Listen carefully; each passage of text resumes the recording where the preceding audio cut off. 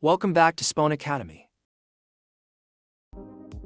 Today's lesson is how to select IP speaker and IP amplifier. First, let's take a look at the hardware introduction of the IP speaker and IP amplifier. The IP speaker consists of three parts: the decoder chip, amplifier module, and speaker unit. Since it is IP-based, it can connect to the network to receive broadcast. The IP amplifier consists of two parts: the decoder chip and amplifier module. Since it has an amplifier module, it can connect to multiple analog speakers. Also, it is IP-based. It can connect to the network to receive broadcast. Why are IP speakers and IP amplifiers widely used today? Let's take a look at their advantages. The IP speaker and IP amplifier have the following advantages. Network deployment reduces the need for extensive wiring. Remote management offers flexibility and efficiency. It offers high sound quality and strong anti-interference capabilities. Strong scalability makes it easy to add equipment. Rich interfaces that can be integrated with third-party systems.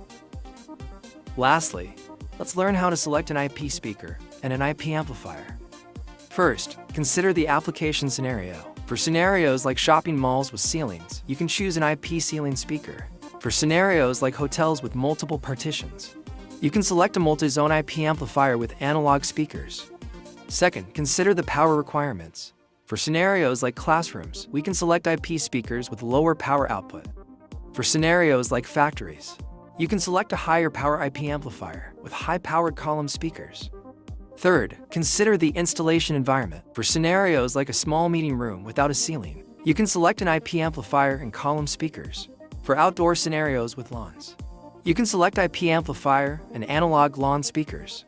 Lastly, consider the wiring method. For scenarios like city streets with scattered deployment points, you can select an IP horn speaker or an IP column speaker.